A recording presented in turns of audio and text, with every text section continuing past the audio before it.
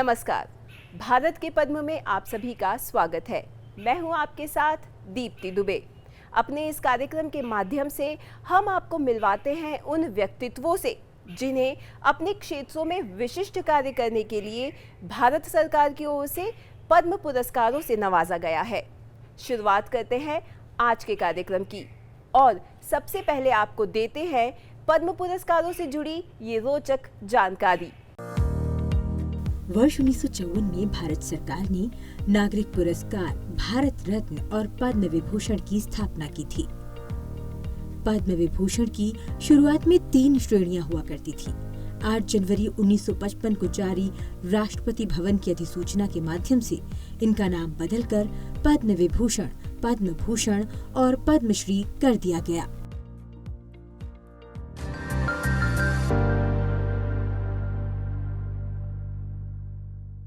भारत के पद्म में मिलिए प्रोफेसर कपिल कपूर से। प्रोफेसर कपिल कपूर को साल 2023 में पद्म भूषण से सम्मानित किया गया है। उन्हें अगर आधुनिक युग का द्रोणाचार्य कहा जाए तो अतिशयोक्ति नहीं होगी। आइए उनसे करते हैं एक छोटी सी मुलाकात।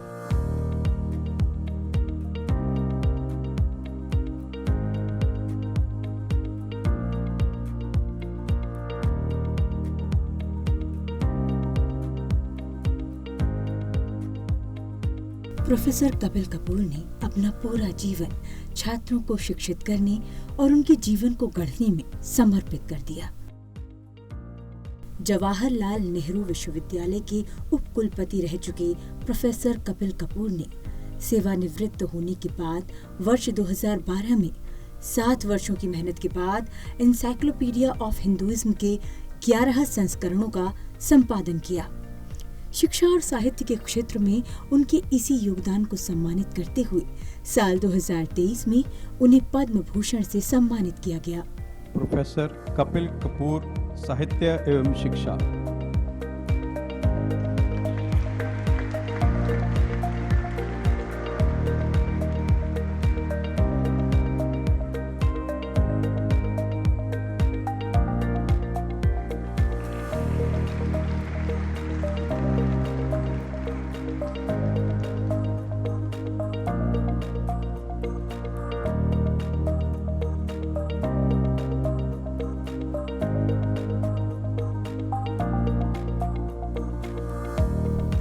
प्रोफेसर कपिल कपूर सादा जीवन, उच्च विचार के सिद्धांत पर चलने वाले एक ऐसे शिक्षक हैं जो अपने छात्रों की सफलता को ही अपने जीवन की पूंजी मानते हैं। पंजाब के रहने वाले प्रोफेसर कपूर का जन्म 17 नवंबर 1940 को हुआ। उनकी शुरुआती शिक्षा दीक्षा पंजाब में ही हुई। दिल्ली विश्वविद्यालय से एमए करने के बाद उन्होंने जेएनयू से एमलिट और फिर पीएचडी की। मेरे जिस टाइम पे स्कूल का टाइम था वो थोड़ा ट्रबल्ड टाइम था, 47 का। I was born in 1940। तो 45-46 में जब स्कूल जाने की एज होती है तो बहुत ज़्यादा प्रॉब्लम्स थी। We were in Srinagar and then in Jammu and my father and then we came to Amritsar, then we came to Batala. So first 5 पहली क्लास तो मेरी माँ ने घर में पढ़ाया। तो ये स्कूल में I studied in ordinary schools, Arya school Phagwara, and I also for some time studied in Mathuradas school in Moga for some time, about a few months.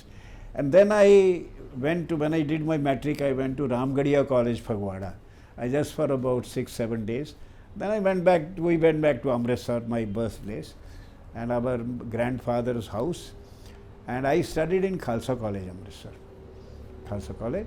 And from Khalsa College, Amritsar, then I came to DU for my MA in English.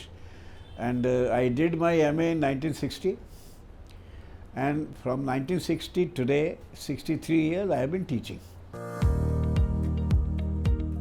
Professor Kapil Kapoor ने अपने प्रयासों से ही भारत के 4 प्रतिष्ठित ज्ञान ग्रंथ, अष्टाध्यायी, नाट्यशास्त्र, वाक्यपदिया और योग सूत्र को वर्ष 1975 में जेएनयू के अंग्रेजी स्नातकोत्तर पाठ्यक्रम में शामिल करवाया। प्रोफेसर कपूर अपने पुराने दिनों को बड़ी प्रसन्नता के साथ याद करते हैं। उन्होंने हमें बताया कि कैसे उन्होंने इंसाइक्लोपीडिया ऑफ हिंदुइज्म के संस्करणों को संपादित किया। The term Hinduism came to me because this was being done since 1987 in America by the kind of a organization set up by a Swamiji, and it was not getting done. It was not getting done, and the professor who started it, who was the first editor made by Swamiji, he was earlier a professor of comparative religion in Patiala, and he knew me. And when he started it in 87, he knew me, he came to me in JNU and said कि आप join करिए इसको। तो मैंने कहा मैं तो एक ही काम करता हूँ, क्लास पढ़ाता हूँ बस, मैं सेमिनार में भी नहीं जाता। I never used to go to seminars also. मैंने 2005 में जब मैं रिटायर हुआ तो वही प्रोफेसर साहब जिन्होंने मुझे कहा था ज्वाइन करो, उनको अब बाईपास सर्जरी वगैरह हो गई थी, बूढ़े हो गए थे, तो उन्होंने कहा कि पूरा नहीं हुआ नहीं, छपा नहीं। 2 बार पब्लिशर को मटेरियल दिया, उन्होंने कहा नॉट वर्दी ऑफ पब्लिकेशन। तो उन्होंने स्वामी जी से कहा कि कपिल कपूर जी को मैंने कहा था, माने नहीं थे, अब वो रिटायर हो रहे हैं 2005 में, अगर वो मान गए तो ये हो जाएगा। तो स्वामी जी ने मुझे बुलाया, मुझे बात हुई, तो मैंने 3 शर्तें रखी। नंबर 1, मैं पैसे नहीं लूँगा। I did not take any money for this work. जिनसे मैं काम करवाऊँगा मैं चुनूँगा, मुझे कोई नहीं बताएगा, और उनको क्या देना है वो भी मैं ही चुनूँगा। हाँ, और तीसरा ये कि जब मैं कहूँगा कि अब ये छप सकता है तब छपेगा। प्रोफेसर कपिल कपूर की पुस्तकें भारतीय ज्ञान परंपरा की द्योतक हैं। उनकी लिखी पुस्तकों में भारतीय ज्ञान प्रणाली, पाणिनि व्याकरण के आयाम, भारतीय परंपरा में पाठ और व्याख्या, भारत की कथा परंपरा में रति भक्ति, भारत की ज्ञान परंपराएं और पद्धतियां और भारतीय काव्य शास्त्र का संपादित विश्वकोश शामिल हैं। प्रोफेसर कपूर कई अहम केंद्रीय समितियों के सदस्य भी हैं। 4 चीज़ों का जिंदगी में संकोच नहीं करना चाहिए, सोचना चाहिए। पुराने कपड़े, गरीब दोस्त, बूढ़े माँ बाप और सरल जीवन। सरल जीवन, ये 4 चीज़ें जो हैं ये बड़ी इंपॉर्टेंट है। If you live like this तो you will be happy. Padma Bhushan का सम्मान मिलने पर प्रोफेसर कपूर कहते हैं कि उन्हें ये सम्मान गुरु दक्षिणा के रूप में मिला है। मुझे एकदम ये लगा कि 63 साल हो गए पढ़ाते, हजारों स्टूडेंट, लाखों के करीब पढ़ गए हमसे, है ना। और पुराने ज़माने में जब गुरु को शिक्षा पूरी हो जाती थी तो वो दक्षिणा देते थे, और जो बच्चा दक्षिणा देने का सक्षम नहीं था तो राजा उसके बिहाफ पे गुरु को दक्षिणा देता था। तो मैंने कहा आज का समय ऐसा है कि वो दक्षिणा वाली तो व्यवस्था है नहीं, तो मुझे तो सरकार ने गुरु दक्षिणा दी। पद्म सम्मान के अलावा प्रोफेसर कपिल कपूर को अखिल भारतीय शिक्षक सम्मान, शिक्षा भूषण, ऋषि सम्मान, कैलिफोर्निया यूएसए पुरस्कार और संस्कृत मित्र पुरस्कार जैसे कई अन्य प्रतिष्ठित पुरस्कारों से सम्मानित किया जा चुका है।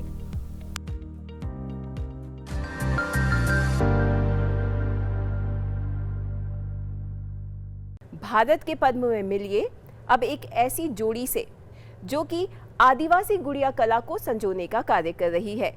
मिलिए रमेश परमार और शांति परमार से, जो कि मध्य प्रदेश के झाबुआ जिले में रहते हैं।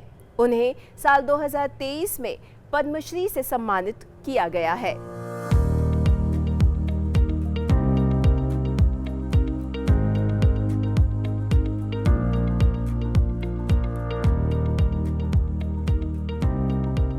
परमार दंपति को जनजातीय गुड़िया, पारंपरिक जनजातीय पोशाक और जनजातीय खिलौनों के क्षेत्र में काम करने के लिए वर्ष 2023 में पद्मश्री सम्मान से नवाजा गया। श्री रमेश परमार। ये दंपति बीते कई वर्षों से भारत के हस्तशिल्प मेलों में भाग लेकर जनजातीय उत्पादों को अलग पहचान दिलाने के काम में जुटे हुए हैं।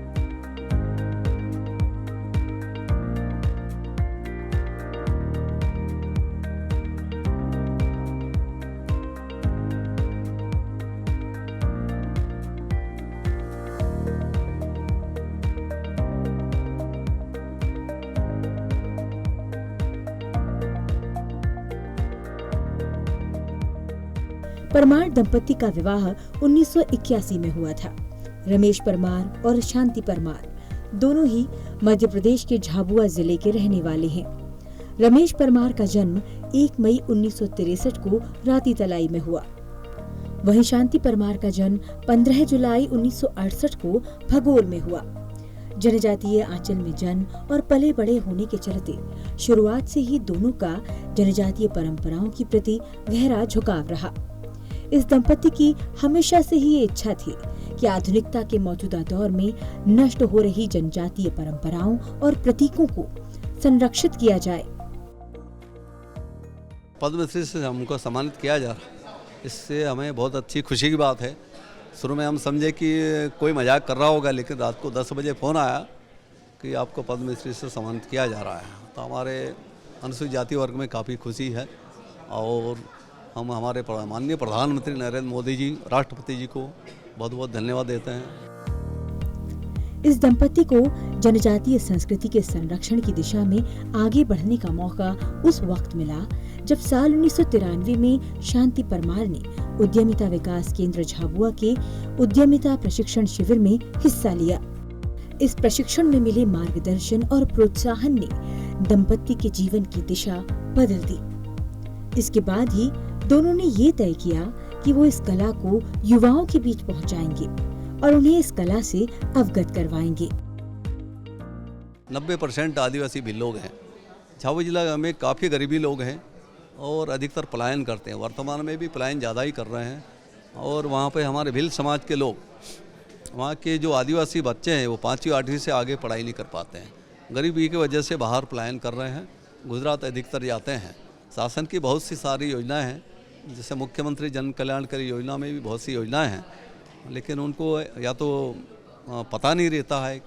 जैसे कि हमारे दिल्ली में है भारत सरकार वस्त्र मंत्रालय हस्तशिल्प आयुक्त विभाग RK पुरम में है, इनकी ब्रांचें हर जगह है। इंदौर में भी है, भारत सरकार का ऑफिस खुला हुआ है।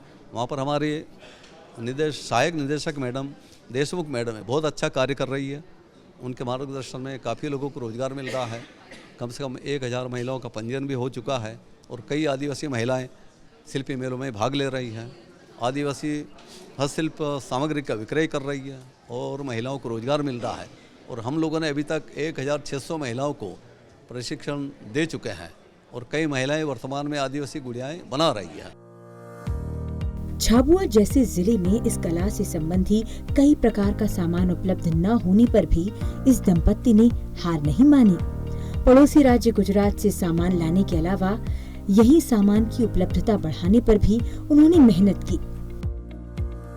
ये दंपति अब तक 1000 से अधिक युवा कारीगरों को प्रशिक्षित कर चुके हैं।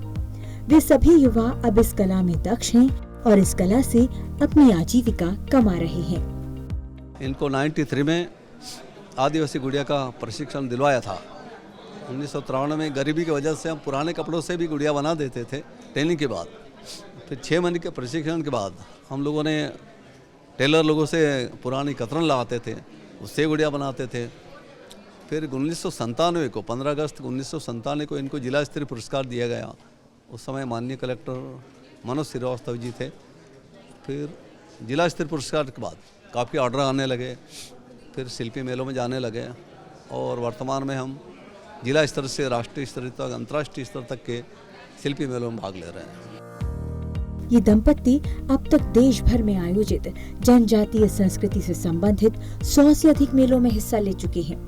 इसके अलावा कई अंतर्राष्ट्रीय मेलों में भी ये अपनी उपस्थिति दर्ज करवा चुके हैं।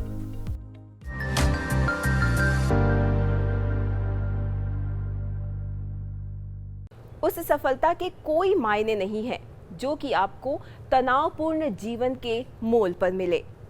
लोगों के जीवन से तनाव को हटाने और उन्हें मानसिक स्वास्थ्य पहुंचाने का कार्य सालों से कर रहे हैं गुजरात के कमलेश डी पटेल, जिन्हें स्नेहपूर्वक लोग दाजी भी पुकारते हैं।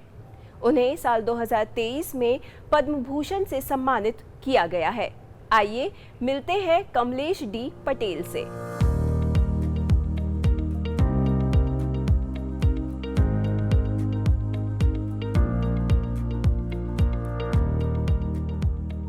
हार्टफुलनेस मुहिम के संस्थापक और श्री रामचंद्र मिशन के तीसरे अध्यक्ष कमलेश डी पटेल को उनके समाज के प्रति योगदान के लिए साल 2023 में पद्म भूषण से सम्मानित किया गया। श्री कमलेश डी पटेल, अध्यात्म।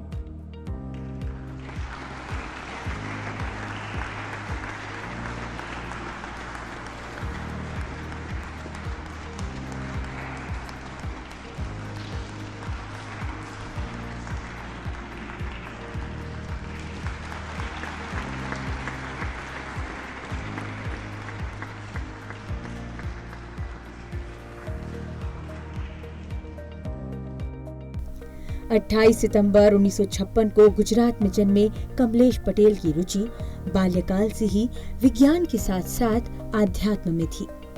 उन्होंने 1980 में बी फार्मा और उसके बाद एम फार्मा किया। पढ़ाई के दौरान ही सितंबर 1976 में उन्होंने सहज मार्ग ध्यान की शुरुआत की।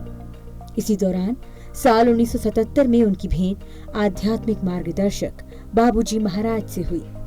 पढ़ाई के बाद अमेरिका जाने और वहां फार्मेसी की सफल श्रृंखला स्थापित करने के बावजूद हार्टफुलनेस आंदोलन से उनका जुड़ाव बना रहा। 20 दिसंबर 2014 को कमलेश डी पटेल, जिन्हें लोग प्रेम पूर्वक दाजी भी कहते हैं, हार्टफुलनेस आंदोलन के आध्यात्मिक प्रमुख बने। सहज मार्ग परंपरा के चौथे गुरु दाजी ने इस अभ्यास को तकनीक से जोड़ा और ऑनलाइन कक्षाओं के साथ साथ एक हार्टफुलनेस ऐप भी विकसित किया। देश और विदेश के कई शहरों में ध्यान उत्सवों के आयोजन के साथ ही विभिन्न स्कूलों, महाविद्यालयों, सरकारी और कॉर्पोरेट कार्यालयों, चिकित्सा केंद्रों और सशस्त्र बलों के जवानों के साथ ध्यान शिविर आयोजित करने का श्रेय भी कमलेश डी पटेल को ही जाता है।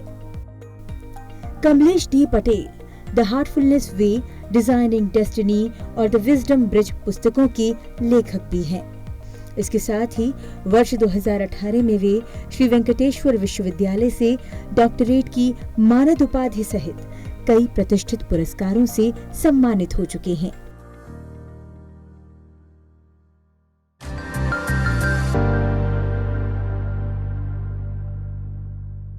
भारत के पद्म में मिलिए जमुना टुडू से।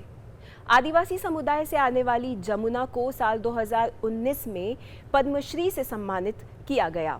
वो एक पर्यावरण संरक्षक हैं। जमुना आज तक कई लोगों को प्रेरित कर चुकी हैं।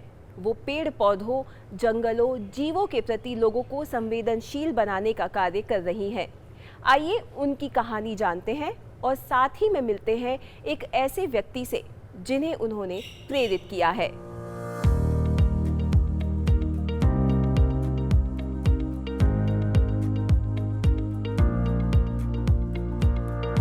आदिवासी समुदाय से संबंध रखने वाली जमुना टुडू को बीते 20 वर्षों से जंगल बचाने की अपनी मुहिम के लिए 2019 में पद्मश्री से सम्मानित किया गया। श्रीमती जमुना टुडू, समाज सेवा।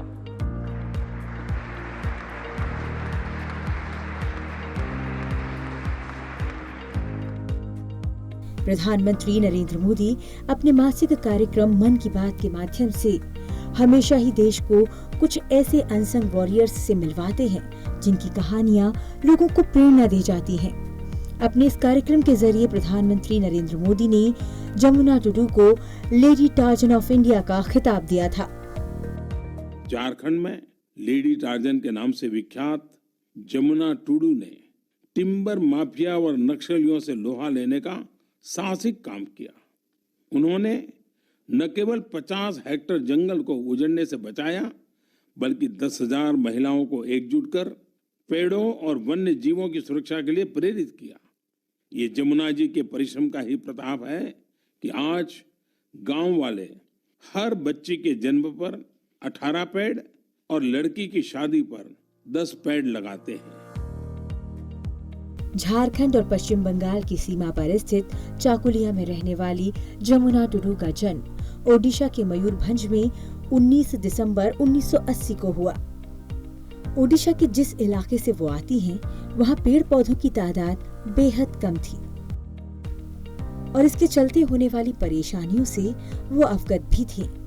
ऐसे में जब 18 साल की उम्र में शादी के बाद वो चाकुलियां आई तो उन्हें मालूम हुआ कि इस वन्य क्षेत्र में तो टिम्बर माफिया और नक्सलियों का राज चलता है। उन्होंने देखा कि कैसे हरे भरे क्षेत्र को बंजर बनाया जा रहा है। युवा जमुना टुडू ने 18 साल की उम्र में ही तय किया कि वो इस परिस्थिति को बदलकर ही दम लेंगी और इसी के साथ शुरुआत हुई एक ऐसी मुहिम की जो आज तक जारी है। जमुना टुडू को आज हम एक पर्यावरण कार्यकर्ता के तौर पर जानते हैं। बीते दशकों में उन्होंने न सिर्फ जंगल को बचाने का काम किया है बल्कि कई एकड़ में जंगलों को उगाया भी है। जमुना टुडू के जीवन संघर्ष को लोगों के सामने लाने का काम कई लोगों ने किया है। इन्हीं में से एक हैं नटराज महर्षि, जो पेशे से एक फोटोग्राफर हैं। नटराज जमुना टुडू के साथ रहकर उनकी इस जीवन यात्रा को देख चुके हैं और अब इसे लोगों तक पहुंचाने का काम कर रहे हैं। मैंने सोचा था कि पद्मश्री है एंड हमारे राष्ट्रपति द्रौपदी मुर्मू जी और Jamuna ji, they are from same state and same area है उड़ीसा का, सो थोड़ा कैसे बात करेगा। But evening when she came मुझे ऐसा लगा था कि yes I am meeting a tigress. उसका बॉडी लैंग्वेज, देखने का स्टाइल, ये सब कुछ। But when she open her mouth to talk to me, लगा कि हमारा बहन है। जमुना टुडू ने जंगलों को बचाने वाली मुहिम की शुरुआत भले ही अकेले अपने दम पर की, लेकिन इस काम में आम जनता ने उनका खूब साथ दिया। कई बार माफिया और नक्सलियों ने उन्हें अपने रास्ते से हटाने की कोशिशें भी की, लेकिन उनके शुभचिंतकों ने उन्हें हर बार बचा लिया। जमुना ने वन प्रबंधन रक्षा समिति का गठन किया है। पूरे राज्य में इस समिति से जुड़े हुए 300 से अधिक महिला समूह सक्रिय हैं। ये समूह न सिर्फ टिम्बर माफियाओं को पेड़ों को काटने से रोकने का काम करते हैं, बल्कि ये बंजर जमीन पर पेड़ लगाने और उनकी रक्षा करने का भी काम करते हैं। तो जमुना दी को एक दुर्गा माता की तरह ट्रीट करते हैं, क्योंकि वहाँ मैंने जमुना दी को एक ही बात कहा था कि if you cut a tree you cut A life, if you save a tree you save A life, if you plant a tree you plant A life. वहाँ 3 दिन में एक चीज़ मुझे अभी भी हांट कर रहा है कि इधर भी मैं एग्जिबिट किया था। क्या है कि वहाँ जमुना दी 15 साल से जो वन सुरक्षा समिति स्टार्ट करके वो लेके जा रहे हैं ना, उसमें एक ही ग्रेट पॉइंट मुझे अच्छा लगा कि 130 करोड़ इंडियंस में एक woman, she is from Adivasi sector, she is from very remote village of Jharkhand where she lives Chakulia, वहां से एक औरत आके पूरा टिम्बर माफिया को शॉक में डाला था, हराया था। जमुना और उनके पति मजदूरी करके जीवन यापन करते हैं। उनके अपना कोई बच्चा नहीं है। पति पत्नी ने पहले ही ये तय किया था कि पेड़ पौधे ही उनके बच्चे हैं। अपनी आजीविका के लिए काम करने वाली जमुना ने ये तय कर रखा है कि मजदूरी के समय के बाद वो अपना पूरा वक्त सिर्फ जंगलों के संरक्षण के लिए समर्पित करेंगी। बीते 20 वर्षों में जमुना टुडू अपनी साथी महिलाओं के साथ मिलकर राज्य के 300 गांवों में 50 एकड़ से अधिक जंगल को बचा चुकी हैं। आज के वक्त झारखंड सशस्त्र पुलिस उनके साथ मिलकर जंगलों में काम करती है। जमुना टुडू को वर्ष 2014 में नारी शक्ति पुरस्कार से सम्मानित किया गया।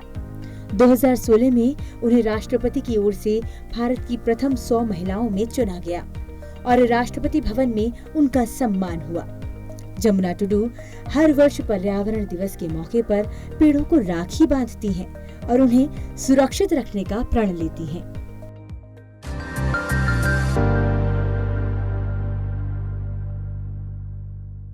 भारत के पद्म में बस इतना ही। हम उम्मीद करते हैं कि आपको ये कार्यक्रम पसंद आया होगा। अगली बार आपसे फिर होगी मुलाकात कुछ और ऐसे ही पद्म पुरस्कार विजेताओं की कहानियों के साथ। तब तक मुझे मेरी पूरी टीम के साथ दीजिए इजाजत और जाते जाते हम आपको छोड़े जाते हैं पद्म पुरस्कारों से जुड़ी इस रोचक जानकारी के साथ। नमस्कार, देखते रहिए सनसेट टीवी। पहली बार पद्म विभूषण पुरस्कार 6 विभूतियों को दिया गया था। इन्हीं में से एक थे सत्येंद्र नाथ बोस। क्वांटम फिजिक्स के अन्वेषक वैज्ञानिक सत्येंद्र नाथ बोस विलक्षण प्रतिभा के धनी थे। क्वांटम फिजिक्स के अन्वेषक वैज्ञानिक सत्येंद्र नाथ बोस विलक्षण प्रतिभा के धनी थे।